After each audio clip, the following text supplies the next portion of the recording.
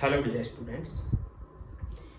11th का जो chapter है structure of atom, atomic structure, उसमें मैं सेकंड लेक्चर आज यहाँ पे ले रहा हूँ। फर्स्ट लेक्चर में मैंने आपको डिस्कवरी ऑफ सब एटॉमिक पार्टिकल्स के बारे में डिस्कस कर लिया, किस किस टाइप से किस किस ईयर के अंदर डिस्कवरी हुई, कौन कौन से पार्टिकल फंडामेंटल पार्टिकल हैं। उसके बाद की डिस्कवरी से पता लगा कि कुछ और पार्टिकल भी हैं जो नॉन फंडामेंटल है, जो कभी कभार उसके अंदर एटम के अंदर देखे जा सकते हैं या फिर बहुत कम टाइम के लिए बनते हैं, उनकी हाफ लाइफ पीरियड बहुत कम होता है और वो डिस्ट्रॉय हो चुके होते हैं। Canal raise, anode rays, cathode rays electron के लिए, कैनाल रेज जो थी वो प्रोटॉन्स के लिए थी। कैनाल रेज जो थी उसमें एनोड रेज जो है वो डिपेंड करती है उनकी नेचर कि हमने उसके अंदर मीडियम क्या फिल कर रखा है, कौन सी गैस का मीडियम फिल कर रखा है। तो गैस का मीडियम जो हम फिल करते हैं, जैसे हमने हाइड्रोजन गैस उसमें फिल कर ली, तो हाइड्रोजन गैस अगर उसमें हम फिल करते हैं विच इज लाइटेस्ट गैस, तो मास उसका कम है, तो charge mass ratio E/m maximum आएगा। अगर दूसरी गैस फिल करते हैं, हम हीलियम गैस फिल करते हैं, तो चार्ज मास रेशो में डिफरेंस आ जाएगा क्योंकि मास हीलियम का हाइड्रोजन से ज्यादा होता है। इसलिए हाइड्रोजन के लिए मैक्सिमम E/m आता है उसके अंदर, और डिपेंड करता है कि कितने मतलब पॉजिटिव चार्ज उस पार्टिकल पे कितना डेवलप हो पाएगा, वो उसके मास पे डिपेंड करेगा, और कैथोड रेज की स्पीड पे भी डिपेंड करेगा। कैथोड रेज उन पे टकराएंगी तो कितना उसका ऊपर इफेक्ट होगा, यानी नेचर ऑफ मटेरियल पे डिपेंड करता है एनोड रेज की नेचर। ये मैं आपको बता चुका हूँ। आज हम बात करेंगे कि उसके बाद मॉडल्स किस किस ने दिए, एटॉमिक मॉडल्स किस किस ने दिए, और किस किस टाइप से डिस्कशन हुआ कि एटम की स्ट्रक्चर ये हो सकती है, वो हो सकती है, इस टाइप की हो सकती है। यानी कि टीनी पार्टिकल है एटम, जो आंखों से तो नहीं देखा जा सकता क्योंकि उसकी रेडियस एंगस्ट्रॉम में आती है। Angstrom is 10⁻⁻10 metre. तो रेडियस जब एंगस्ट्रॉम में है तो हम केवल प्रैक्टिकली ही उस थिंग को चेक कर पा सकते हैं कि प्रैक्टिकली वो क्या है। फिर भी हम उन मॉडल्स की स्टडी कर रहे हैं जिन मॉडल्स के बारे में शुरुआत में बताएगा कि इस टाइप का हो सकता है, इस टाइप का हो सकता है। फाइनली एटम की जो स्ट्रक्चर है वो इस चैप्टर में क्लियर हो जाएगी कि एटम की स्ट्रक्चर क्या होती है। लेकिन अब सबसे पहले मैं बात कर रहा हूं एटॉमिक मॉडल्स की।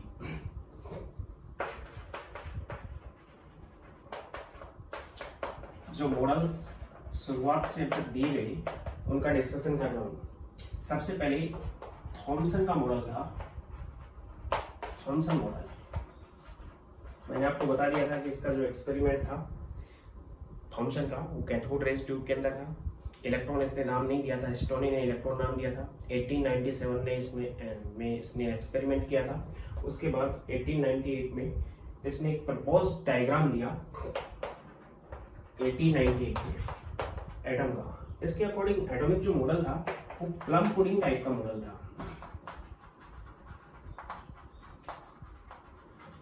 या फिर इसको हम वाटरमेलन मॉडल नाम दे सकते हैं,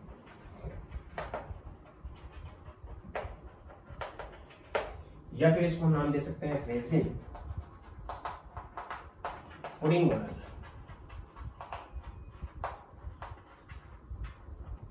रेजिन पुडिंग मॉडल। इसके अकॉर्डिंग जिस टाइप से वाटरमेलन के अंदर सीड्स जो स्कैटर रहते हैं, बिखरे हुए होते हैं, उसी टाइप से एटम स्फेरिकल होता है, और स्फेरिकल एटम के अंदर जो नेगेटिव पार्टिकल्स हैं, इलेक्ट्रॉन्स जिनको हम बाद में जानते हैं, वो उस टाइप से बिखरे हुए होते हैं, और उनको बैलेंस करने के लिए उनके आसपास में पूरा एटम होता है वो पॉजिटिव चार्ज होता है, और उसके अंदर इलेक्ट्रॉन जो पार्टिकल्स हैं वो नेगेटिव चार्ज की फॉर्म में बिखरे हुए होते हैं, और बैलेंसिंग होती है कि जितना पॉजिटिव चार्ज होता है उसमें उतना ही नेगेटिव चार्ज होता है। मीन्स एटम जो होता है वो इलेक्ट्रिकली न्यूट्रल होता है, जितना उसमें पॉजिटिव चार्ज होगा उतना ही उसके अंदर नेगेटिव चार्ज होगा। मीन्स मॉडल इस टाइप का था, प्लम पुडिंग स्वीट के अकॉर्डिंग, या फिर वाटरमेलन टाइप कि इलेक्ट्रॉन्स इसके अंदर बिखरे हुए होंगे,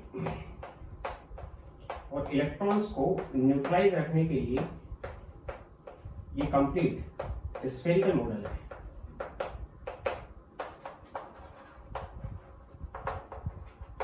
स्फेरिकल एटम है। इन इलेक्ट्रॉन्स को बैलेंस रखने के लिए इसके अंदर सरफेस पे पॉजिटिव चार्ज बिखरा हुआ होता है, सरफेस के बाहर भी पॉजिटिव चार्ज हो सकता है, और सरफेस के अंदर भी पॉजिटिव चार्ज हो सकता है अकॉर्डिंग टू थॉमसन। लेकिन जितना नेट पॉजिटिव चार्ज है उतना ही नेट इसके अंदर नेगेटिव चार्ज होगा। और इसने ये भी बताया कि पूरा जो एटम होता है उस एटम का कंप्लीट मास उसमें डिस्ट्रीब्यूट होता है। mass of atom distribute in sphere, इसी स्फीयर के अंदर कंप्लीट मास उसमें डिस्ट्रीब्यूट होता है। तो सबसे पहला मॉडल थॉमसन मॉडल था। थॉमसन मॉडल की बहुत ज्यादा ड्रॉबैक थी, क्योंकि बाद में हमें पता है कि न्यूक्लियस की डिस्कवरी हुई, न्यूक्लियस की डिस्कवरी से बताया गया कि नेट मास जो होता है वो न्यूक्लियस में होता है। लेकिन थॉमसन मॉडल उस टाइम 1898 में दिया गया कि इस टाइप से होता है, वाटरमेलन टाइप होता है, स्फेरिकल एटम होता है, नेगेटिव चार्ज सीड्स की तरह अंदर बिखरे हुए होते हैं, और पॉजिटिव चार्ज उनको रोकने के लिए पॉजिटिव चार्ज भी डिस्ट्रीब्यूट होता है, जो सरफेस में भी हो सकता है और इंटरनल भी हो सकता है। और कंप्लीट जो मास होता है एटम का वो उसके अंदर डिस्ट्रीब्यूट होता है, स्फीयर के अंदर, यानी इस एटम के अंदर ही डिस्ट्रीब्यूट होता है। लेकिन सिर्फ एक बात उनकी सही थी कि पॉजिटिव और नेगेटिव चार्ज दोनों इक्वल होते हैं या दोनों न्यूट्रलाइज रहते हैं, कोई भी एटम इलेक्ट्रिकली न्यूट्रल होता है। इस बात के लिए उनको 1906 के अंदर फिजिक्स की फील्ड में नोबेल प्राइज मिला। उसके बाद डिस्कवरी चलती रही, रेडियो एक्टिविटी की डिस्कवरी हो चुकी थी, इस टाइम तक 1893 के अंदर हो चुकी थी। हेनरी बेकरेल ने रेडियो एक्टिविटी की डिस्कवरी कर दी थी, डिस्कवर्ड इन 1893। उसने बताया था कि कुछ मटेरियल ऐसे होते हैं जिनमें से कुछ रेज बाहर निकलती हैं, जिन रेज को हम बाद में नेम दिया गया अल्फा बीटा और गामा रेज होती है, या कुछ बोसोन मेसोन टाइप के पार्टिकल्स होते हैं जो बाद में कंसिडर किए गए, जो आगे हम डिस्कस करेंगे। 1893 में रेडियो एक्टिविटी के अकॉर्डिंग जो एटम होता है वो डिसइंटीग्रेशन करता रहता है, एक टाइप का एटम दूसरे टाइप के एटम में कन्वर्ट होता रहता है और कुछ रेज वगैरह निकालता रहता है, अल्फा बीटा और गामा, जो रदरफोर्ड ने उनको नाम दिया। ये था थॉमसन मॉडल। थॉमसन मॉडल बहुत ज्यादा मतलब एक प्रपोज आइडिया था, लेकिन बहुत ज्यादा सही मॉडल नहीं था। बाद में इसका जो इसने बताया कि कंप्लीट मास जो होता है वो एटम के अंदर होता है, बाद में जो रदरफोर्ड का अल्फा स्कैटरिंग एक्सपेरिमेंट था, उस अल्फा स्कैटरिंग एक्सपेरिमेंट से ये पता लगा कि सेंटर के अंदर कंप्लीट मास होता है पूरे एटम का। थॉमसन ने बताया कि एटम का साइज जो होता है वो इस रेंज का होता है, 10⁻10 मीटर की रेंज का होता है, which is equal to 1 angstrom, जिसको हम अब 1 एंगस्ट्रॉम बात कर रहे हैं। 1 एंगस्ट्रॉम किसके इक्वल होता है? 10⁻10 मीटर या फिर 10⁻8 सेंटीमीटर के इक्वल होता है। इसके बाद मैं बात कर रहा हूं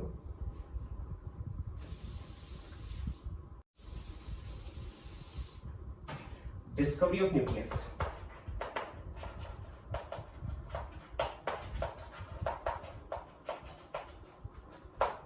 Discovery of nucleus means Rutherford experiment.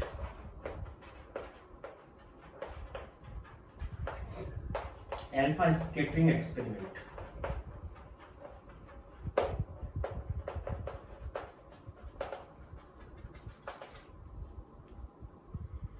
Rutherford ने 1911 के अंदर, इसकी स्टडी 1911 टू 1990 चली, जिसमें ग्रीगर एंड मार्सडन इसके 2 स्टूडेंट्स भी थे जिन्होंने इस स्टडी को जारी रखा। 1911 और 1919 तक इनकी स्टडी थी। इसने क्या किया कि अल्फा पार्टिकल्स के एक सोर्स से हाईली एनर्जेटिक अल्फा पार्टिकल्स को एक गोल्ड शीट के, थिन गोल्ड शीट के ऊपर बॉम्बार्ड किया। बॉम्बार्ड करने के बाद बहुत से अल्फा पार्टिकल सीधे निकल गए, कुछ अल्फा पार्टिकल ऐसे थे जो कि डिफ्लेक्ट हो गए कुछ एंगल पे, और 20,000 में से एक अल्फा पार्टिकल ऐसा था जो बैक बाउंस हो गया, बिल्कुल वापस आ गया। तो फिर ये उस नतीजे पे पहुंचे, वो मैं भी आपको बता रहा हूं। यहाँ पे एक्सपेरिमेंट इसका इस टाइप का था।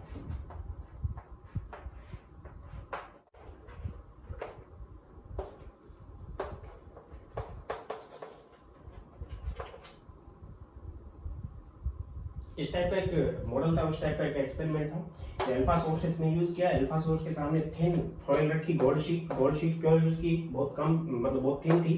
थिन इतनी थी कि लगभग 100 नैनोमीटर मोटी थी, यानी इसकी थिकनेस थी वो लगभग 100 नैनोमीटर थी, मींस बहुत थिन थी। बहुत कम एटॉम्स उसके अंदर रहे होंगे उसकी थिकनेस में। तो इसने अल्फा पार्टिकल्स की बॉम्बार्डिंग की और सामने एक फोटोग्राफिक प्लेट या फिर जिंक सल्फाइड की शीट रखी। जिंक सल्फाइड की शीट पे फ्लोरोसेंस होता है, फोटोग्राफिक प्लेट पे जितने पार्टिकल वहां टकराएंगे वो फोटोग्राफिक प्लेट को जब डेवलप करते हैं तो वहां इंडिकेशन आ जाता है कि यहाँ पे कोई लाइट पार्टिकल टकराया हुआ या बॉम्बार्ड हुआ होगा।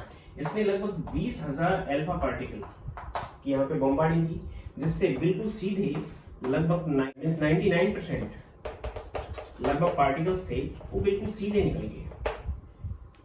बहुत कम पार्टिकल्स ऐसे थे जो कुछ एंगल पे डिफ्लेक्ट हुए, और उन 20,000 में से एक पार्टिकल ऐसा था जो कि बैक बाउंस हो गया, बिल्कुल जस्ट बैक आ गया, जिसको आइडेंटिफाई करने के लिए टोटल पार्टिकल्स का कंसिडरेशन किया।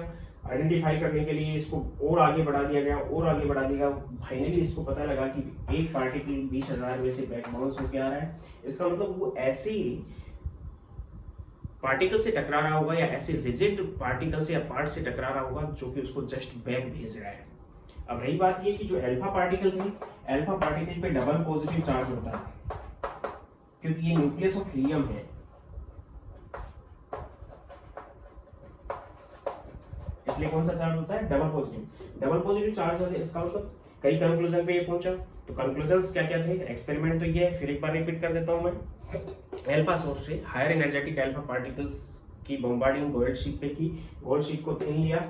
एक्चुअल में गोल्ड 79 नंबर पे आता है, एटॉमिक नंबर उसका 79 है, तो न्यूक्लियर साइज भी बड़ा होगा उसका, क्योंकि 79 तो प्रोटॉन उसके अंदर है ही, उसके साथ साथ उससे भी ज्यादा उसके अंदर न्यूट्रॉन्स भी प्रेजेंट है, लेकिन इसको नहीं पता था उतना। फिर भी गोल्ड शीट इसलिए ली ताकि उसको हम एक थिन काट सकते हैं। दूसरा, गोल्ड जो होता है वो केमिकली इनर्ट होता है, रिएक्टिव नहीं होता, तो उसको यहाँ पे यूज किया गया, और थिन काट सकते हैं, उसकी कटिंग थिन कर सकते हैं, इसलिए यहाँ पे गोल्ड शीट यूज की गई। उसके बाद अल्फा पार्टिकल्स, लगभग 20,000 अल्फा पार्टिकल में से 99% पार्टिकल्स तो बिल्कुल सीधे निकल गए, कुछ पार्टिकल कुछ एंगल पे मुड़ गए, और एक पार्टिकल 20,000 में ऐसा था जो कि बैक बाउंस आ गया। इससे कुछ कंक्लूजन पे वो पहुंचा, और बहुत ज्यादा सरप्राइज रहा ये एक्सपेरिमेंट रदरफोर्ड के लिए। कंक्लूजन इसकी ये थी,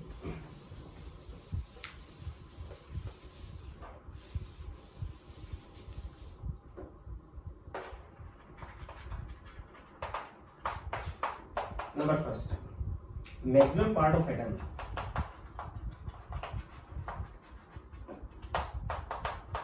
इज एम्प्टी, यानी कि सारे पार्टिकल लगभग सीधे निकल गए। इसका मतलब मैक्सिमम पार्ट जो होता है एटम का वो एम्प्टी होता है, खाली होता है बिल्कुल। Second, the atomic eraser part और हायर डेंस पार्ट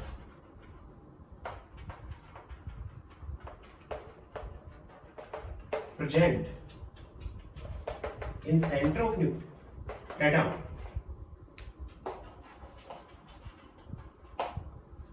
यानी बहुत ज्यादा रिजिड या फिर जिसकी डेंसिटी बहुत ज्यादा हो, ऐसा पार्ट एटम के सेंटर के अंदर प्रेजेंट होता है, विच इज कॉल्ड न्यूक्लियस। इसने इसको नाम दिया न्यूक्लियस, और इसने कंपैरिजन किया कि एटम का साइज और न्यूक्लियस का साइज में बहुत ज्यादा डिफरेंस होगा, इसलिए ज्यादातर पार्ट जो होता है उसका एम्प्टी होता है। थर्ड नंबर पे, atomic size in range 10⁻10 metre, 10⁻10 metre की रेंज होती है, and the nuclear size in 10⁻15 metre. 10⁻10 metre जो होता है वो एंगस्ट्रॉम होता है, और 10⁻15 मीटर होता है वो फर्मी होता है। यानी कि लगभग एटम का जो साइज होता है उसकी रेडियस, ये रेडियस की रेंज थी, ये भी रेडियस की रेंज है, यानी न्यूक्लियस की जो रेंज होती है रेडियस की वो 10⁻15 में आती है मीटर में, और एटम की रेडियस जो होती है वो 10⁻10 मीटर में होती है। इसका मतलब एटम की जो रेडियस है वो न्यूक्लियस की रेडियस से लगभग 1 लाख टाइम्स ज्यादा बड़ी होती है। कौन की रेडियस? एटम की रेडियस न्यूक्लियस की रेडियस से। और इसने बताया कि एटम का कंप्लीट जो मास होता है वो न्यूक्लियस में ही प्रेजेंट होता है।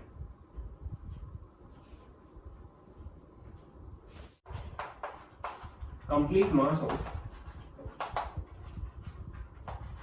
Atom present in nucleus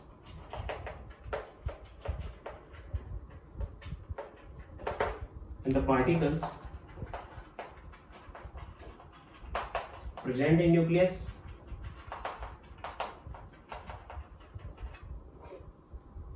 are called nucleons। जो पार्टिकल न्यूक्लियस के अंदर प्रेजेंट होते हैं उनको नाम दिया इसने न्यूक्लियंस। एंड फिर सारा जो मास होता है वो न्यूक्लियस में होता है एटम का, यानी बाहर का एरिया जो होता है या फिर वॉल्यूम जो होता है बिल्कुल खाली होता है। The particle present in nucleus are called nucleons, यानी कि सेंटर के अंदर जो पार्टिकल्स प्रेजेंट होंगे उनको नाम दिया nucleons. And nucleus having positive charge, nucleus के पास पॉजिटिव चार्ज है। क्यों है पॉजिटिव चार्ज? क्योंकि अल्फा पार्टिकल पे डबल पॉजिटिव चार्ज होता है। टेनी पार्ट है एक न्यूक्लियस, अल्फा पार्टिकल पे डबल पॉजिटिव चार्ज है, बिल्कुल सीधा उसके ऊपर जो टकराया होगा तो डबल पॉजिटिव उस पे भी पॉजिटिव चार्ज है, तो पॉजिटिव और पॉजिटिव को रिपेल किया होगा, रिपल्सन की वजह से वो बैक आ गया।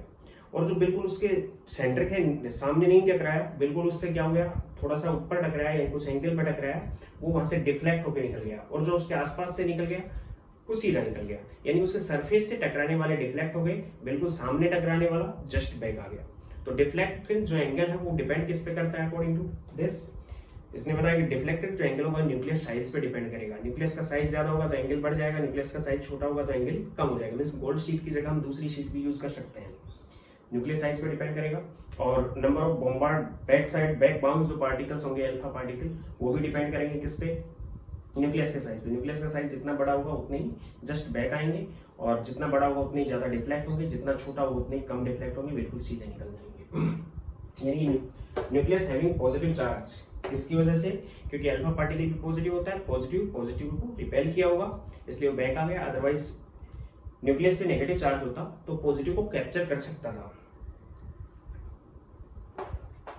6th, deflection angle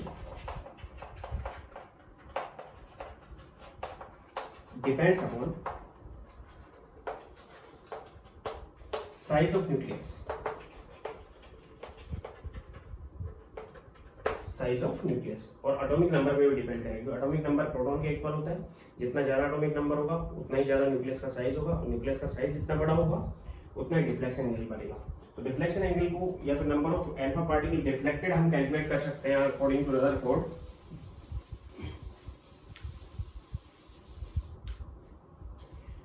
deflected number of alpha particles at angle theta which is directly proportional to 1 upon sin power 4 theta by 2। यहाँ पे थीटा है वो डिफ्लेक्शन एंगल है, यानी कि थीटा पे भी डिपेंड करेगा, sin power 4 theta by 2। And दूसरा deflected number of alpha particle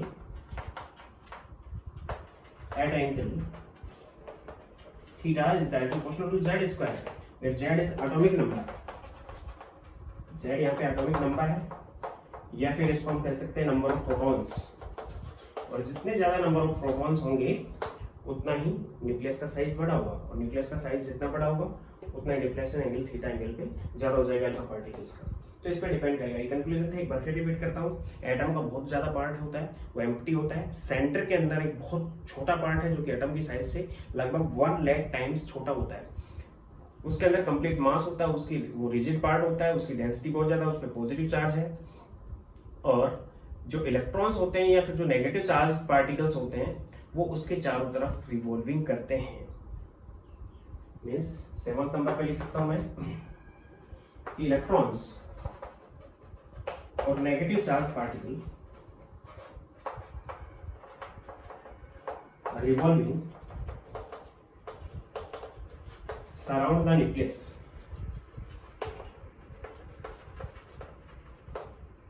nucleus के चारों तरफ वो रिवॉल्विंग करते हैं। और एज सोलर सिस्टम, यानी इसने कंपेयर किया सोलर सिस्टम से।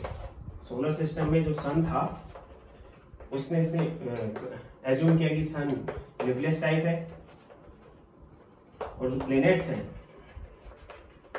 वो इलेक्ट्रॉन्स टाइप है, यानी सराउंडेड पार्टिकल्स टाइप है जो रिवॉल्विंग कर रहे हैं। और इसने ये भी बताया कि पार्टिकल जो रिवॉल्विंग कर रहा है उसके चारों तरफ उसकी जो एनर्जी है वो रेगुलर लॉस होती चली जा सकती है।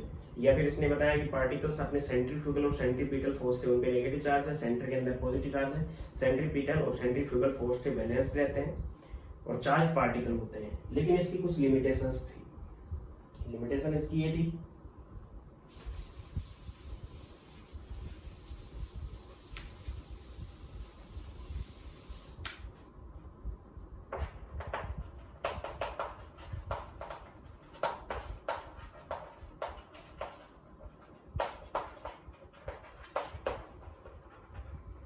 limitations of Rutherford model. Number first, energy loss.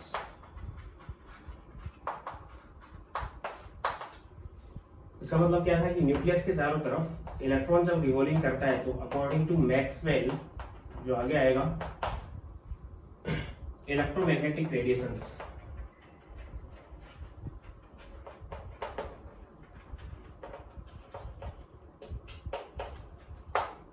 Electron अगर कोई चार्ज पार्टिकल है तो वो रिवॉल्विंग कर रहा है, वो मूवमेंट में है, तो उसके दो फील्ड होते हैं, एक इलेक्ट्रिक फील्ड होता है, एक मैग्नेटिक फील्ड होता है। इलेक्ट्रिक फील्ड और मैग्नेटिक फील्ड जो बना के चलता है जो भी पार्टिकल, उसकी इलेक्ट्रोमैग्नेटिक रेडिएशन टाइप की नेचर हो जाती है, और इस टाइप की नेचर है तो टाइम के साथ साथ अपनी एनर्जी को लॉस करता हुआ चला जाता है।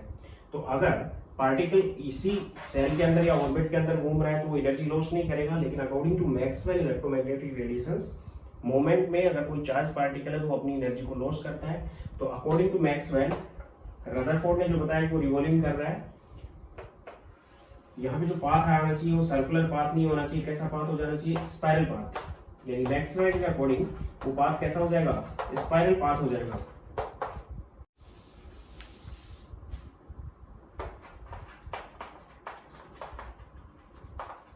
सेकंड था electronic structure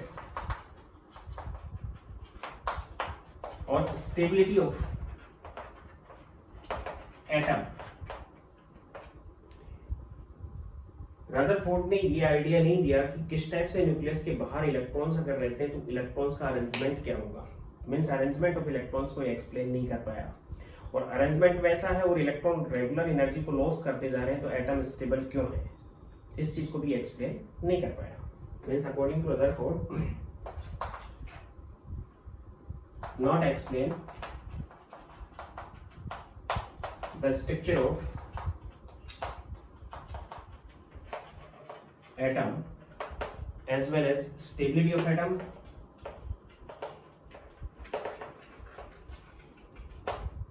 and building of electrons in atom। Atom के अंदर इलेक्ट्रॉन्स की क्या बिल्डिंग है, किस टाइप से उनका अरेंजमेंट है, इस चीज को भी रदरफोर्ड एक्सप्लेन नहीं कर पाया। तो रदरफोर्ड का एक्सपेरिमेंट था, रदरफोर्ड ने ये बता दिया था, जिसको मैं रिपीट कर रहा हूँ, बीच में नहीं बोल पाया तो ध्यान दे लेना, कि इलेक्ट्रॉन है वो चारों तरफ घूमता रहता है, जिसमें घूम रहा है वो एक ऑर्बिट है। सेंट्रीफ्यूगल और सेंट्रीपिटल फोर्स लगभग उसके बैलेंस होते हैं, लेकिन मैक्सवेल के अकॉर्डिंग अगर चार्ज पार्टिकल घूम रहा है तो उसके दो फील्ड है, एक इलेक्ट्रिक फील्ड है, एक मैग्नेटिक फील्ड है। और इलेक्ट्रिक और मैग्नेटिक फील्ड होने की वजह से अगर वो मूवमेंट में है तो अपनी कुछ एनर्जी को लॉस करता है, और अगर एनर्जी को लॉस करता है तो रेगुलर किस में आ जाएगा, अकॉर्डिंग स्पाइरल पाथ बनेगा, सर्कुलर पाथ नहीं बन पाएगा उसका, और स्पाइरल पाथ से 10⁻⁸ सेकंड में ही वो न्यूक्लियस में गिर जाएगा। तो एटम तो स्टेबल हुआ ही नहीं। यानी एटॉमिक स्टेबिलिटी का एक्सप्लेनेशन रदरफोर्ड ने नहीं दिया, क्योंकि बहुत पहले की बात थी, उस टाइम तक न्यूट्रॉन की भी डिस्कवरी नहीं हुई थी कि एटम क्यों स्टेबल होता है, किस टाइप से स्टेबल होता है, न्यूक्लियस क्यों स्टेबल है। न्यूक्लियस एक बहुत छोटी सी जगह है, उस छोटी सी जगह में इतने ज्यादा प्रोटॉन्स होते हैं और सभी प्रोटॉन्स पे पॉजिटिव चार्ज है। जैसे हम 79 गोल्ड की ही बात करें तो गोल्ड में 79 प्रोटॉन है। अब बहुत छोटी जगह के अंदर 79 प्रोटॉन और सभी पे पॉजिटिव चार्ज है, फिर भी वो स्टेबल है। तो क्यों है ये आगे एक्सप्लेन होगा रेडियो एक्टिविटी के बाद, कि न्यूक्लियर स्टेबिलिटी कैसे, न्यूक्लियस स्टेबल क्यों है। अनस्टेबल न्यूक्लियस जो होते हैं वो रेडियो एक्टिविटी प्रॉपर्टीज को एक्सप्रेस करते हैं। ये थे दो मॉडल, एक थॉमसन, बहुत ज्यादा एक्सपेरिमेंटल डेटा थॉमसन का नहीं था, रदरफोर्ड का एक्सपेरिमेंटल डेटा था, जिससे उसने एक्सप्लेन किया कि साइज ये होते हैं, पॉजिटिव चार्ज होता है, बहुत ज्यादा पार्ट खाली होता है, नेगेटिव पार्ट उसके चारों तरफ रिवॉल्विंग करता है, सोलर सिस्टम टाइप का इसने अपना एक्सपेरिमेंट दिया। और जितना बड़ा न्यूक्लियस लेंगे उतना ही डिफ्लेक्शन एंगल ज्यादा बनेगा। अल्फा पार्टिकल्स की अगर नंबर ऑफ अल्फा पार्टिकल हमने ज्यादा ले लिए तो भी बैक बाउंस होंगे, वो पार्टिकल्स ज्यादा हो सकते हैं। तो 20,000 में से मींस 20,000 में से एक पार्टिकल बैक आ जाता है। ये चीज रदरफोर्ड ने एक्सप्लेन की। इसके बाद मैं बात कर रहा हूँ कि इसके अलावा कौन कौन से जो साइंटिस्ट थे या शुरुआत से लास्ट तक कौन कौन से साइंटिस्ट ने अपने एक्सपेरिमेंट को जारी रखे और किस किस ने क्या क्या किया। इसके बाद जो मॉडर्न थ्योरी आएंगी, अभी क्लासिकल थ्योरीज चल रही है, तो क्लासिकल थ्योरीज के अकॉर्डिंग एटम एक स्फेरिकल पार्ट होता है जिसमें इलेक्ट्रॉन न्यूक्लियस के चारों तरफ घूम रहे होते हैं। न्यूक्लियस के अंदर कंप्लीट मास उसका प्रेजेंट होता है, न्यूक्लियस पे पॉजिटिव चार्ज होता है, नेगेटिव चार्ज पार्टिकल उसके चारों तरफ सराउंड होते हैं। ये चीजें अब तक कंक्लूजन आ चुकी हैं। कंप्लीट जो मास होता है वो न्यूक्लियस के अंदर प्रेजेंट होता है। अब मैं बात कर रहा हूँ और कौन कौन से पार्टिकल्स जो एटम में पाए जाते हैं, उनकी डिस्कवरी क्या है, और वो कितने टाइम के लिए बनते हैं, नहीं बनते हैं, और उनके चार्ज क्या होते हैं।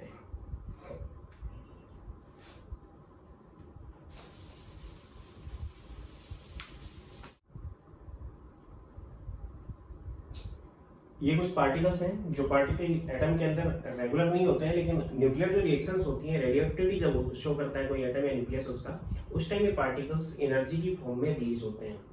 यानी कि पॉजिट्रॉन एक ऐसा पार्टिकल है which is anti particle of beta. Beta का ही एंटी पार्टिकल होता है। अल्फा, बीटा और गामा, अल्फा और बीटा पार्टिकल्स हैं। बीटा इज इलेक्ट्रॉन, बीटा जो होता है इलेक्ट्रॉन होता है। अल्फा हीलियम का न्यूक्लियस होता है, means alpha is nucleus of helium and beta is electron. और गामा जो होती है वो रेज होती है, एनर्जेटिक रेज होती है।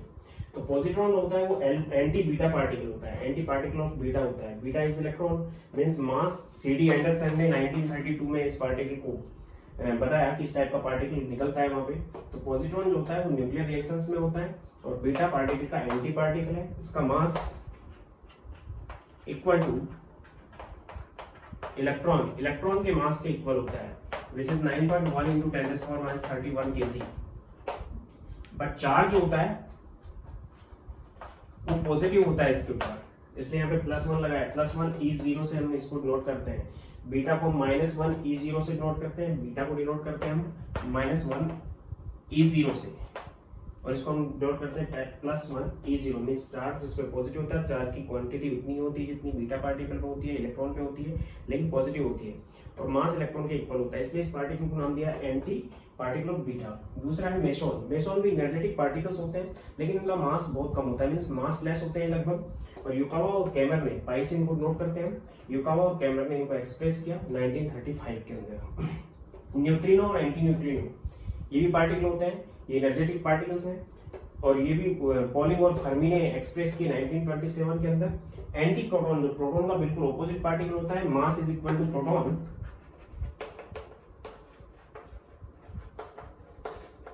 प्रोटॉन के मास के इक्वल होता है, जबकि चार्ज होता है, charge is negative, charge negative होता है, इसलिए इसको नाम दिया हमने एंटी प्रोटॉन। प्रोटॉन का मास इक्वल, इसलिए इसको हमने -1 p एंड सॉरी 0 नहीं 1 से नोट किया है, -1 p1, क्योंकि प्रोटॉन का मास एटॉमिक मास यूनिट में 1 होता है, इसलिए 1 से नोट किया है। और सैकरे ने 1956 में इसको एक्सप्रेस किया।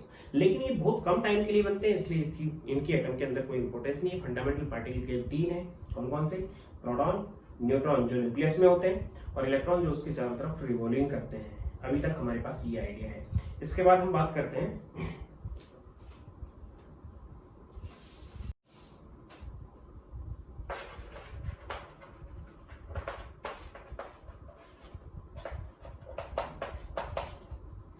And expression of atom.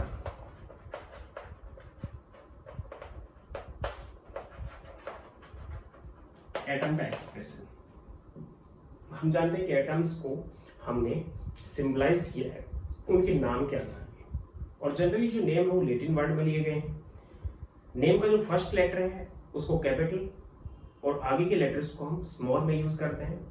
अगर फर्स्ट लेटर से हम रिप्रेजेंट कर सकते हैं तो केवल फर्स्ट लेटर यूज करते हैं।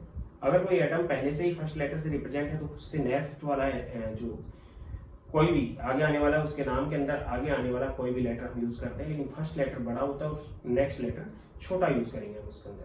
तो ये इस टाइप से हम सिंबलाइज करते हैं। फॉर एग्जांपल हाइड्रोजन को हमने सिंबलाइज किया है H से, सोडियम को हमने सिंबलाइज किया है Na से। हालांकि इसका नाम सोडियम नहीं है, लेकिन Na लैटिन वर्ड है, नाइट्रियम जिसका फर्स्ट और सेकंड लेटर है, इनसे हमने सिंबलाइज किया। इसको हमने 2 लेटर क्यों दिए? क्योंकि इससे पहले नाइट्रोजन एक्सप्रेस किया गया जिसको हम N से डिनोट करते हैं, तो N से यहाँ पे डिनोट हो गया नाइट्रोजन, तो फिर सोडियम को, नाइट्रियम को हमने Na से डिनोट किया। इसी टाइप से यहाँ पे हाइड्रोजन H से डिनोट किया, तो फिर जो मरकरी थी जिसको हमने Hg से डिनोट किया, जिसका लैटिन वर्ड है हाइड्रोजनियम, लैटिन वर्ड है इसका हाइड्रोजनियम। तो H यहाँ से यूज किया हमने और G यहाँ से, Hg मरकरी को इस टाइप से रिप्रेजेंट किया। इसी टाइप से कार्बन है कार्बन को हमने सी से नोट किया, लेकिन ये भी सी से स्टार्ट होती है, तो इसको हमने सी ए से नोट किया। तो लगभग 2 लेटर से हम इसको रिप्रेजेंट कर सकते हैं, या फिर जरूरत पड़ेगा हम तीसरा लेटर भी यूज कर सकते हैं, क्योंकि 100 और 100 के बाद आने वाले एलिमेंट्स के जो हमने सिम्बलाइज किए वो 3-3 लेटर से भी किए हैं। और जनरली जो सिम्बलाइज किया वो लैटिन वर्ड में ही करते हैं, वो सिंबल हम लैटिन वर्ड में ही देंगे। दूसरा मैं ये बात कर रहा हूँ कि कॉमन नेम हम उसका यूज कर सकते हैं, जैसे मरकरी के लिए हम मरकरी यूज कर रहे हैं, सोडियम के लिए हम सोडियम यूज कर रहे हैं, पोटेशियम के लिए हम कैलियम यूज करते हैं, के से सिम्बलाइज करते हैं उसको। पोटेशियम कैलियम जो होता है लैटिन वर्ड है, उससे पोटेशियम को के से सिम्बलाइज करते हैं, लेकिन यूज क्या करते हैं उसके लिए हम पोटेशियम यूज कर लेते हैं उसके लिए।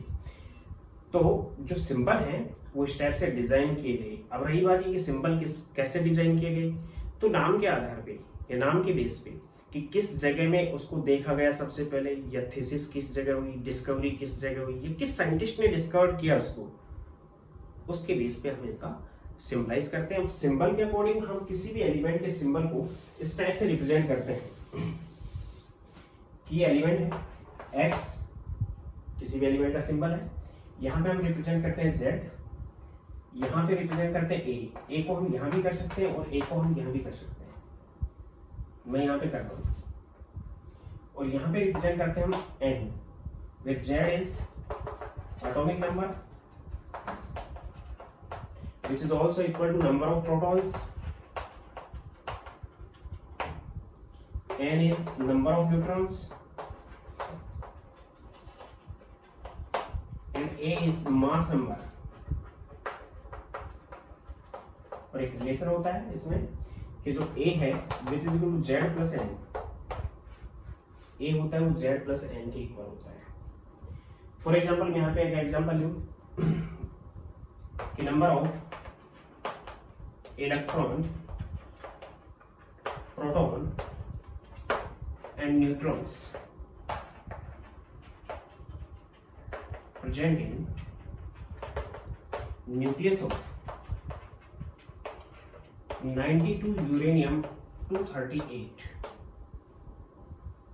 तो आपको पता है कि यहाँ पे Z है, तो नंबर ऑफ प्रोटॉन तो कितने होंगे 92, number of neutrons, number of proton plus number of neutron is mass number, number of proton 92 थे, मास नंबर 238 है, then number of neutrons which is equal to 238 minus 92, 92 इसमें से minus कर देंगे, then it is 146, 92 minus करेंगे तो कितना आ जाएगा यहाँ पे 146। Then number of neutrons are 146 and number of electrons are 0। Why it is 0? Due to nucleus, nucleus में इलेक्ट्रॉन की प्रेजेंस नहीं होती। Number of electron, proton and neutrons present in nucleus of this, nucleus के बाहर electron होते हैं। और number of जो प्रोटॉन होते हैं Z which is equal to number of proton also equal to number of electron in neutral atom। एक neutral atom के अंदर इस टाइप से कंडीशन रहेगी।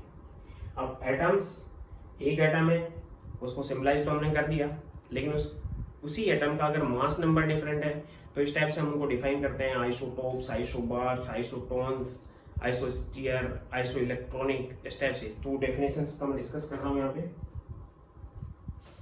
एग्जांपल वो देता हूँ, जैसे आपको कह दिया गया कि सोडियम है आपके पास, तो सिंबल तो हो गया एक्स की जगह सोडियम, 11 नंबर पे आएगा पीरियोडिक टेबल में, इसमें कोई दो राय नहीं है, इसको हम हटा नहीं सकते, एंड मास नंबर इसका 23 है। Then what is Z?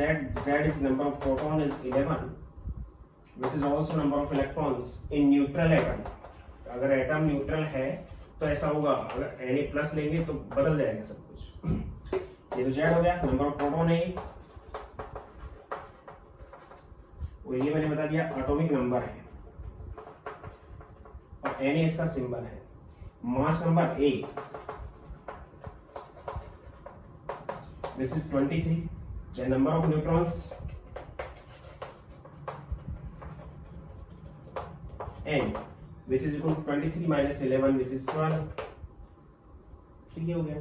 आपसे दूसरा दे दिया गया कि Na प्लस है आपके पास, Na प्लस इसके केस में तो जो इसका P है वही इसके इलेक्ट्रॉन के इक्वल भी है, लेकिन Na+ का हम देखें तो 11 23 है, तो नंबर ऑफ प्रोटॉन्स हो जाएंगे which is Z which is 11, वो तो 11 ही है। नंबर ऑफ न्यूट्रॉन्स इसमें 12 ही होंगे, तो 11 + 12 is 23 एंड एटॉमिक मास या mass number is 23 which is sum of both, जो इन दोनों का सम है।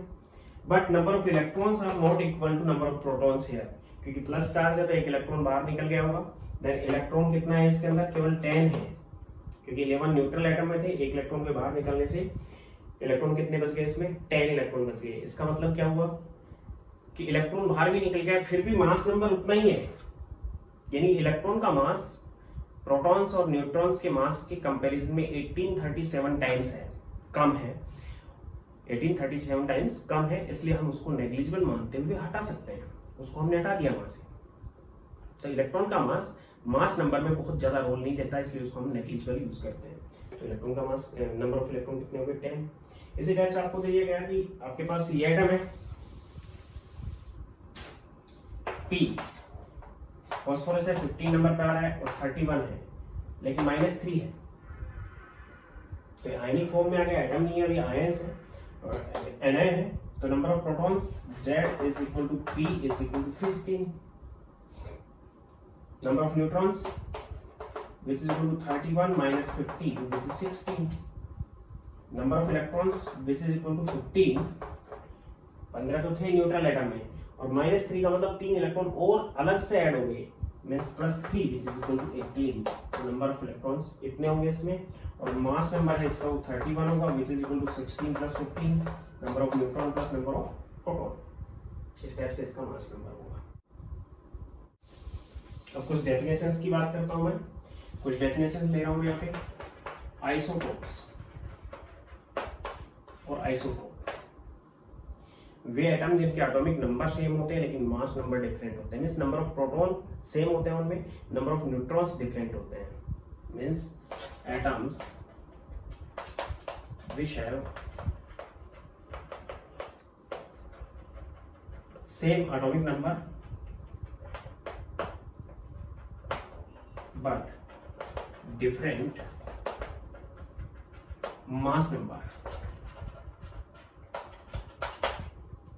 means having same proton. For example hydrogen, अगर हम हाइड्रोजन लेते हैं तो हाइड्रोजन के 3 आइसोटोप्स हैं, सिंबल तो इसका हाइड्रोजन का वही रहेगा H, 3 आइसोटोप्स हाइड्रोजन के प्रेजेंट हैं, 1 is 1 1, 1 is 1 2, 1 is 1 3, then 1 0 1 and 1 1 2 and 1 1 1 2 3। तो इस टाइप से इसके अंदर नंबर ऑफ प्रोटॉन अगर देखें तो प्रोटॉन 1 है, इलेक्ट्रॉन भी अगर एटम है तो 1 होगा, न्यूट्रॉन इसके अंदर 0 है और एटॉमिक मास है, मास नंबर 1 है, इसके अंदर प्रोटॉन 1 है, न्यूट्रॉन 1 है और मास नंबर कितना है 2, इसके अंदर नंबर ऑफ प्रोटॉन 1 है, न्यूट्रॉन्स 2 है और मास नंबर है यहाँ पे 3। इस आइसोटोप को नाम देते हैं प्रोटियम या फिर ऑर्डिनरी हाइड्रोजन।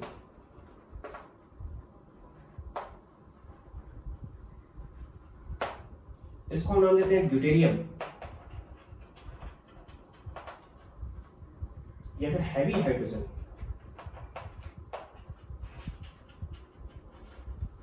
और इसको हम नाम देते हैं ट्राइटियम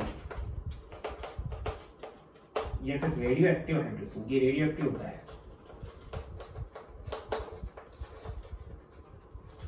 तीनों के केस में अगर देखें तो atoms which have same atomic number, तीनों का एटॉमिक नंबर सेम है but having different mass number different है। एग्जांपल और ले सकते हैं हम इसके,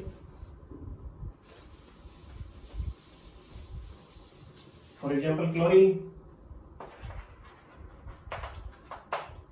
क्लोरीन 17 नंबर पे आता है, Cl इसका सिंबल है, 35 एंड 17 Cl 37, इसमें प्रोटॉन 17 है, न्यूट्रॉन 18 है, मास नंबर इसका 35 है, इसमें प्रोटॉन इसमें भी 17 है, नंबर ऑफ न्यूट्रॉन को इधर रिप्रेजेंट करते भी या नहीं करेंगे तो भी इसमें से इसको माइनस करके हम नंबर ऑफ न्यूट्रॉन निकाल सकते हैं। प्रोटॉन इसमें 17 है, न्यूट्रॉन्स इसमें 20 होंगे और मास नंबर इसका 37 है, एटॉमिक नंबर सेम है, which is number of protons.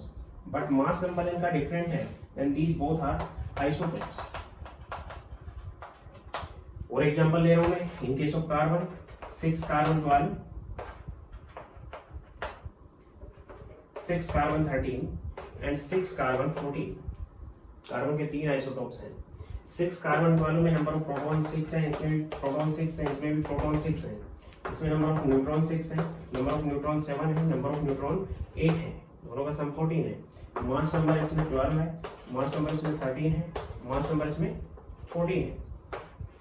Atomic number same है लेकिन मास नंबर डिफरेंट है, एंड दीज आर आइसोटोप्स। यानी आइसोटोप्स वो एलिमेंट होते हैं जो पीरियोडिक टेबल में आएंगे तो एक ही जगह पे, जैसे कार्बन है तो कार्बन आएगा तो 6 नंबर पे, उसको हम चेंज नहीं कर सकते। आइसोटोप का मतलब सेम पोजीशन रखने वाले, पीरियोडिक टेबल में सेम पोजीशन रखने वाले। तो है ये 6 नंबर पे तो आएंगे तो 6 ही नंबर पे। अब वहां पे अपने ब्लॉक तो एक ही बना हुआ है, उस एक ही मतलब जगह पे आ सकते हैं तीनों, लेकिन उनके मास नंबर डिफरेंट है। तो एक ही टाइम पे या एक ही जगह पे आने वाले जो एलिमेंट्स हैं उनको हम नाम देते हैं आइसोटोप्स, क्योंकि उनके प्रोटॉन्स सेम होते हैं, एटॉमिक नंबर सेम होते हैं, लेकिन मास नंबर डिफरेंट होता है। Second is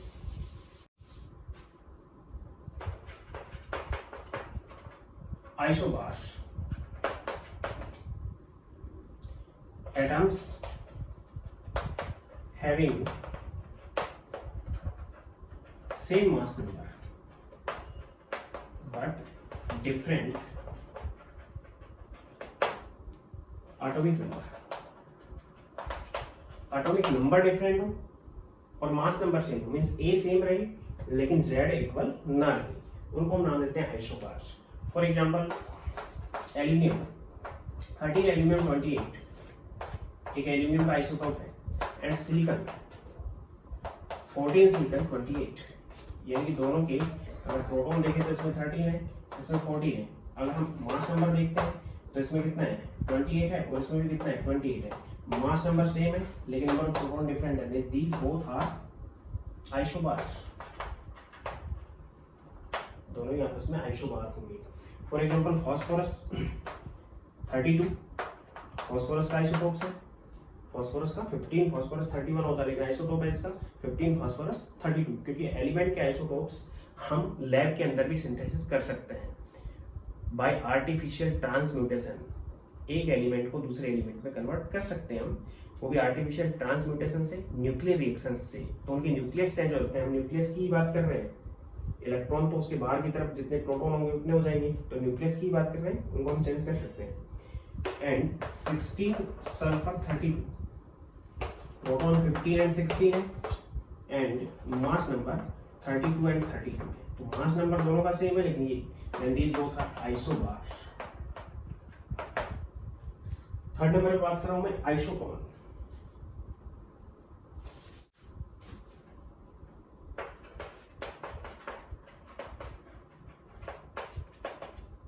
isotone atoms having same number of neutrons but different number of protons और mass number या नंबर ऑफ प्रोटॉन्स डिफरेंट हो, उनको नाम देते हैं आइसोटोन। मीन्स उसमें न्यूट्रॉन्स सेम होने चाहिए। फॉर एग्जांपल जैसे कार्बन का हम ये आइसोटोप लेते हैं 6 कार्बन एंड 14, 6 कार्बन एंड 14, और दूसरा आइसोटोप ले रहे हैं हम दूसरे एलिमेंट का ऑप्शन 8 एंड 16। तो यहाँ पे अगर देखें तो यहाँ पे नंबर ऑफ प्रोटॉन तो 6 है, यहाँ पे प्रोटॉन कितने हैं 8 है, यहाँ पे नंबर ऑफ न्यूट्रॉन्स 14 माइनस 6 8 है, यहाँ पे भी नंबर ऑफ न्यूट्रॉन्स 16 माइनस 8 8 है। मास नंबर अगर यहाँ देखें तो 14 है और मास नंबर यहाँ देखें तो 16 है। मींस नंबर ऑफ न्यूट्रॉन्स अगर इक्वल है then these both are isotone. ये दोनों आपस में आइसोटोन है। प्रोटॉन के नंबर डिफरेंट रहेंगे या फिर मास नंबर डिफरेंट रहेगा, नंबर ऑफ न्यूट्रॉन सेम रहेंगे, तो उनको हम नाम देंगे isotone. For example aluminium 13 aluminium 27 and 14 silicon 28। यहाँ पे अगर देखें तो प्रोटॉन इसमें 13 है, इसमें 14 है। न्यूट्रॉन्स अगर देखें तो 27 minus 13 14 and 28 minus 14 14 and mass number अगर देखते हैं तो 27 है और यहाँ पे 28 है।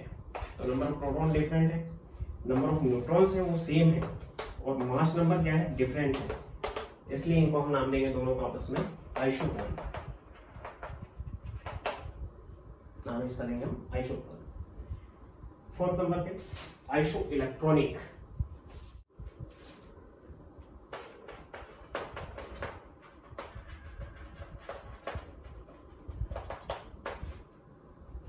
अब न्यूक्लियस के बाहर निकल गए, न्यूक्लियस के बाहर इलेक्ट्रॉन्स भी होते हैं। तो इलेक्ट्रॉन्स के केस में अगर हम देखें तो नंबर ऑफ इलेक्ट्रॉन जिन एटम्स में इक्वल होते हैं विच आर आइसो इलेक्ट्रॉनिक, चाहे प्रोटॉन कितनी हो, न्यूट्रॉन कितनी हो और उनके अंदर मास नंबर भी कितना ही हो, क्योंकि इलेक्ट्रॉन का मास नंबर पे कोई इफेक्ट नहीं होता, अभी मैं बता चुका हूं। Atoms having same number of electrons, atoms भी हो सकते हैं और यहां पे मैं आयंस का भी डिस्कस कर सकता हूं। एटम्स और ions which having same number of electrons are isoelectronic. For example, nitrogen -3 ion है, ऑक्सीजन -2 आयन है, फ्लोरीन माइनस ये भी आयन है, neon, sodium plus, magnesium +2, aluminium +3, ये एक सीरीज बन गई है। अगर एटॉमिक नंबर की बात करें तो नाइट्रोजन का एटॉमिक नंबर 7 है, इसका 8 है, 9 10 11 12 एंड 13 है। तो नंबर ऑफ प्रोटॉन अगर देखते हैं तो proton number of proton 7 8 9 10 11 12 and 13 है। नंबर ऑफ न्यूट्रॉन्स अगर देखते हैं तो इनको मैं जो इनके वेरियस एटम है, जो इनकी ज्यादा से ज्यादा पाई जाने वाला एटम है उनके अकॉर्डिंग इनका मास नंबर ले रहा हूँ। इसका मास नंबर होता है 14, इसका होता है 16, इसका होता है 19, इसका होता है 20, इसका होता है 23, इसका 24, इसका 27, ये मास नंबर है। तो नंबर ऑफ न्यूट्रॉन्स कितने आ गए, 14 माइनस 7 7, यहाँ पे 8 आ जाएगा, 19 माइनस 9 10, यहाँ पे 10 आ जाएगा, यहाँ पे 12, यहाँ पे भी 12 आ जाएगा, यहाँ पे 14। ये इनके क्या आ गए हैं, नंबर ऑफ न्यूट्रॉन्स है। और नंबर ऑफ या मास नंबर अगर देखते हैं तो 14 16 19 20 23 24 एंड 27 इनके मास नंबर है। लेकिन नंबर ऑफ इलेक्ट्रॉन्स की अगर बात करते हैं तो इलेक्ट्रॉन्स न्यूट्रल एटम में तो प्रोटॉन के इक्वल होते हैं, और अगर पॉजिटिव चार्ज होता है तो उसमें कम हो जाएंगे और नेगेटिव चार्ज होगा तो उसमें ऐड हो जाएंगे। तो केवल एक एटम ये न्यूट्रल लिया मैंने, बाकी सभी मैंने आयनिक केस लिए हैं। नंबर ऑफ इलेक्ट्रॉन 7 तो इसमें प्रोटॉन होंगे, -3 चार्ज है, यानी 3 इलेक्ट्रॉन एक्स्ट्रा ऐड होंगे, मींस 10। इसके अंदर भी 8 + 2 10, 9 + 1 10, इसके अंदर न्यूट्रल है तो 10 ही रहेंगे। इसके अंदर 11 में से 1 कम हो गया देन 10, इसके अंदर भी 12 में से 2 कम हो गए 10, 13 में से 3 कम हो गए then 10। Then it is isoelectronic series. एक आइसो इलेक्ट्रॉनिक सीरीज हुई, और आइसो इलेक्ट्रॉनिक सीरीज के केस में जैसे जैसे नंबर ऑफ प्रोटॉन बढ़ते चले जाते हैं साइज छोटा होता चला जाता है। एटॉमिक साइज, एटॉमिक और आयनिक साइज डिक्रीज्ड, नोट कर लेना यहाँ पे, एटॉमिक और आयनिक size decreased with increasing number of protons in isoelectronic series.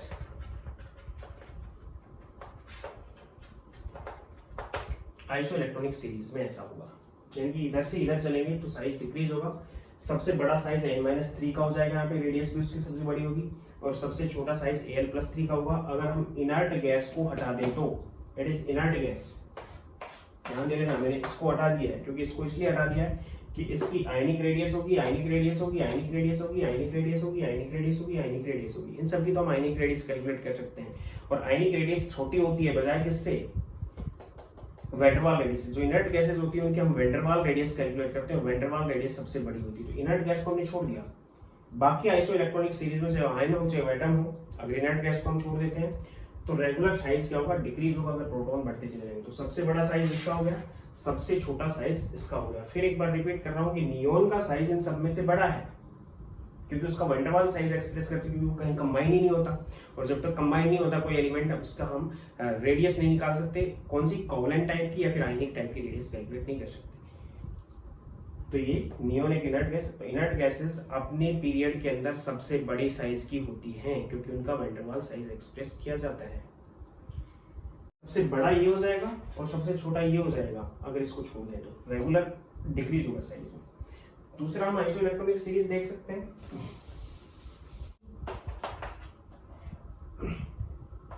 Cl- argon K+ and Ca+2।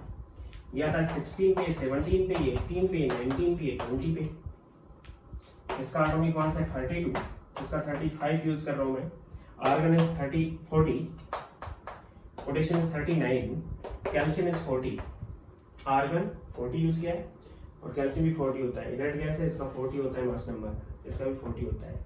इसके जो आइसोटाइप है, जो मोस्ट एडवर्टाइज आइसोटोप, उसमें 40 है, पोटेशियम का 39 है। ध्यान दे देना, इधर से इधर मास नंबर होगा वो यहाँ पे वेरी हो गया है, कम हो गया, जबकि बढ़ना चाहिए। तो मास नंबर वेरी हो गया, कम हो गया, इसलिए हम केवल एटॉमिक नंबर की बात कर रहे हैं, मास नंबर की बात नहीं कर रहे हैं जो मॉडर्न पीरियोडिक टेबल है उसमें। तो यहाँ पे प्रोटॉन्स 16 हो गए, 17 हो गए, 18 हो गए, 19 हो गए, 20 हो गए। न्यूट्रॉन्स 16 हो गए, इसमें हो गए 18, इसमें हो गए 22, इसमें हो गए 20 और इसमें भी हो गए 20। ये न्यूट्रॉन्स हो गए। इसके बाद अगर इलेक्ट्रॉन्स की अगर हम बात करें तो 16 + 2 18 हो गए, सभी के अंदर 18 इलेक्ट्रॉन है। तो 18 इलेक्ट्रॉन हो गए, तो ये सीरीज भी कैसे होगी, आइसो इलेक्ट्रॉनिक सीरीज हो गई।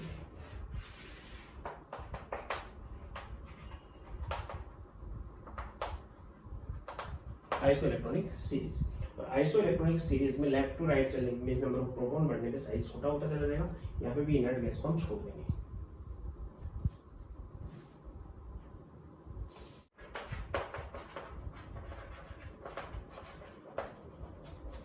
Isodiaphers.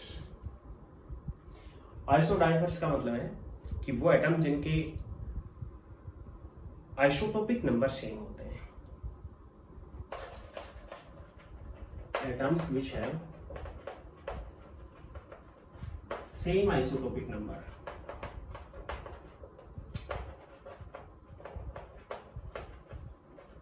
And what is isotopic number? Isotopic number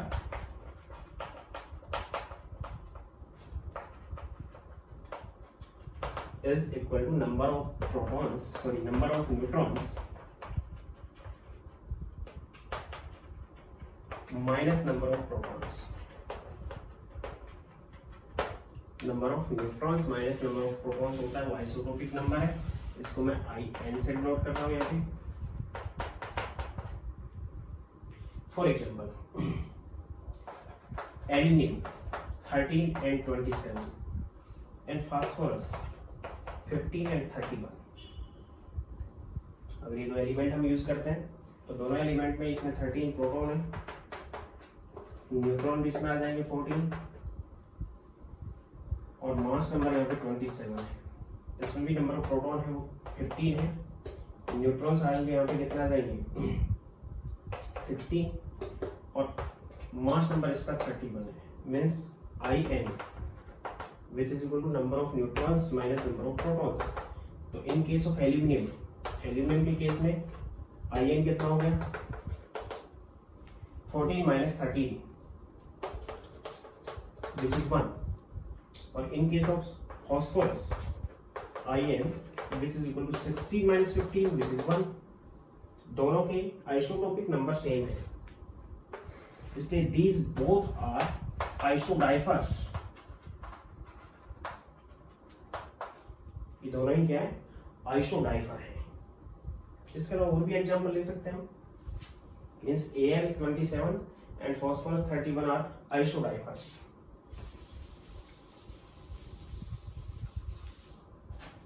for example 6 carbon 13 और एक ले लिया हमने 14 का ले लिया 9 19 कार्बन 13 एंड फ्लोरीन 919। देन इसमें अगर प्रोटॉन देखें तो 7 आ जाएंगे, इसमें प्रोटॉन देखें तो 10 आ जाएंगे, तो आइसोटोपिक नंबर इसका हो जाएगा 1 और इसका भी आइसोटोपिक नंबर कितना हो जाएगा 1, 10 - 9 and 7 - 6। Then these both are isodiaphers, ये दोनों आपस में आइसोडाइवर्स होंगे। इसके बाद बात कर रहा हूं मैं आइसोस्टीयर की।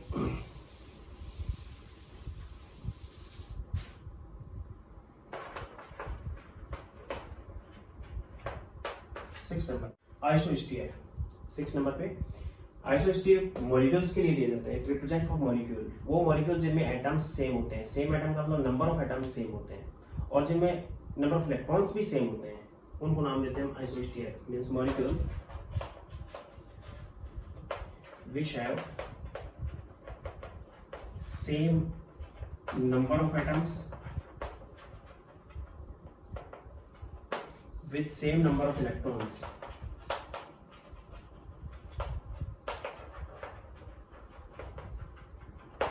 सेम नंबर ऑफ एटम होते हैं और सेम नंबर ऑफ उनके अंदर इलेक्ट्रॉन प्रेजेंट होते हैं। मॉलिक्यूल्स हो सकते हैं और ऑब्लिक आयंस भी नोट कर लेना है यहाँ पे। मॉलिक्यूल्स और ions which have same number of atoms and which have same number of electrons are called isosphere। For example N2 nitrogen एक मॉलिक्यूल है, कार्बन मोनोऑक्साइड एक मॉलिक्यूल है, एंड साइनाइड एक आयन है। साइनाइड क्या है? एक आयन है। तो यहाँ पे अगर देखते हैं हम तो नाइट्रोजन की एटॉमिसिटी आपको बता रखी है मैंने पिछले चैप्टर में। Number of atom present in one molecule is 2। इसके अंदर में एटॉमिसिटी 2 है। कार्बन का एटम है, एक ऑक्सीजन का है, इसमें 2 नाइट्रोजन के हैं, इसमें एक कार्बन का एक नाइट्रोजन का है, तो इसमें भी 2 हो गई। देन इलेक्ट्रॉन्स, दोनों न्यूट्रल एटम है, 7 और 7 14 इलेक्ट्रॉन्स हो जाएंगे इसमें। कार्बन में 6 इलेक्ट्रॉन होते हैं, ऑक्सीजन में 8 इलेक्ट्रॉन होते हैं। Then these are also 14। Carbon में 6 होते हैं, नाइट्रोजन में 7 होते हैं। 6 + 7 13, और एक नेगेटिव चार्ज में से एक इलेक्ट्रॉन एक्स्ट्रा है, which are 14। Then these are isosteres. ये सभी आपस में आइसोस्टीयर हैं, एटॉमिसिटी के बेस पे हमने इसमें बता दिया। यह है कि in the Rutherford scattering experiment the number of alpha particles scatter at an angle of theta is 60 degree. यानी कि स्कैटरिंग एक्सपेरिमेंट था रदरफोर्ड का, उसमें जो थीटा एंगल था 60 डिग्री, उसमें जो पार्टिकल अल्फा डिफ्लेक्ट हो रहे थे इस थीटा एंगल पे, विच are 12 per minute, means 12 particle per minute उस एंगल पे डिफ्लेक्ट हो रहे थे। Then the number of alpha particles per minute alpha particle आपको कैलकुलेट करना है व्हेन स्कैटर एंगल 90 डिग्री, जो 90 डिग्री के स्कैटर एंगल पे डिफ्लेक्ट होते हैं। तो हमें पता है कि number of alpha particle deflected at theta degree angle, which is directly proportional to 1 upon sin power 4 theta by 2। इसके डायरेक्टली प्रोपोर्शनल होती है। तो पहले तो नंबर ऑफ पार्टिकल कितने डिफ्लेक्ट हो रहे हैं? 12, which is directly proportional to 1 upon sin power 4 theta by 2। Theta है आपके पास 60 डिग्री, 60 by 2। और दूसरी में आपको नंबर ऑफ पार्टिकल्स कैलकुलेट करने हैं, कौन से एंगल पे? 1 upon sin power 4 90 by 2 पे, 90 डिग्री पे कैलकुलेट करना है। तो थीटा आ गया 90, तो नेक्स्ट में ही होगा। दोनों का हम क्या करेंगे? रेशियो ले लेंगे। देन दोनों से क्या आ जाएगा आपके पास? 12 upon n, which is equal to proportionality sine आपस में कैंसिल हो गए, इक्वल आ जाएगा। यहाँ पे प्रोपोर्शनलिटी कांस्टेंट आएगा, वो एक दूसरे से कैंसिल हो जाएगा। विच इज इक्वल टू, ये ऊपर चला जाएगा, ये नीचे रह जाएगा। Which is equal to sine power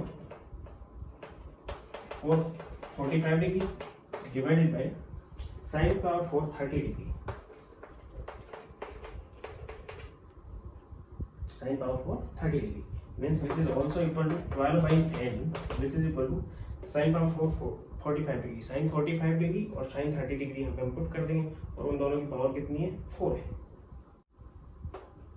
sin 45 degree होता है 1 by √2 power 4 divide by sin 30 degree होता है 1 by 2 पावर 4 आ जाएगी। Then 12 divide by n, which is equal to, यहाँ पे दिख रहा तो मैं इधर नोट कर लेता हूँ, 12 divided by n, which is equal to 1 upon √2 power 4 means 1 by 4। Root 2 into root 2 into root 2 into root 2 which is 4 divided by 1 upon 2 power 4 2 into 2 4 into 2 8 into 2 16 1 by 16 यानी ये ऊपर चला जाएगा, ये आपस में कैंसिल हो जाएगा, then 12 upon n which is equal to 4 then n is 3 n कितना आ गया 3 मींस 90 डिग्री एंगल पे जो पार्टिकल पर मिनट डिफ्लेक्ट होंगे वो 3 होंगे। जितना ज्यादा एंगल बढ़ता जाएगा डिफ्लेक्शन एंगल उतने पार्टिकल घटते चले जाएंगे according to alpha particles scattering of Rutherford model कि पार्टिकल्स का एंगल जितना बढ़ता जाएगा उतना ही घट जाएगा, क्योंकि 20,000 में से वापस आने वाला पार्टिकल एक था, तो डिफ्लेक्शन एंगल जितना कम रहेगा उतने पार्टिकल ज्यादा होंगे, और डिफ्लेक्शन एंगल जैसे जैसे कम होता बढ़ता चला जाएगा वैसे वैसे नंबर ऑफ पार्टिकल डिक्रीज हो जाएंगे। तो उसी एक्सपेरिमेंट के अंदर 12 पार्टिकल पर मिनट 60 डिग्री पे डिफ्लेक्ट होते थे, तो 3 पार्टिकल पर मिनट 90 डिग्री के एंगल पर डिफ्लेक्ट हो जाएंगे। आज के लेक्चर में इतना ही, बाकी नेक्स्ट कल के लेक्चर में, क्योंकि लेक्चर थोड़ा लेंथी हो गया, मैंने आपको डिस्कस किया था कि वो जो पिछले चैप्टर के जो क्वेश्चंस मैंने डाल रखे थे वीडियोस में वो मैं आपको दूंगा, तो मैं नेक्स्ट वीडियो के अंदर आप क्वेश्चंस डालूंगा, उनके आंसर मीन्स उनके सॉल्यूशन डालूंगा। रेगुलर देखते रहें, समझते रहें और नोट करते रहें, और बार बार अगर वीडियो को देखें जो चीज़ नहीं समझ में आई क्लियर हो रही है वहाँ पे कोई दिक्कत नहीं है, और क्वेश्चंस जो आपके पास बुकलेट्स है बुकलेट बुक्स वगैरह हैं उनकी क्वेश्चंस करते रहें। चैनल को सब्सक्राइब करें, लाइक करें, शेयर करें।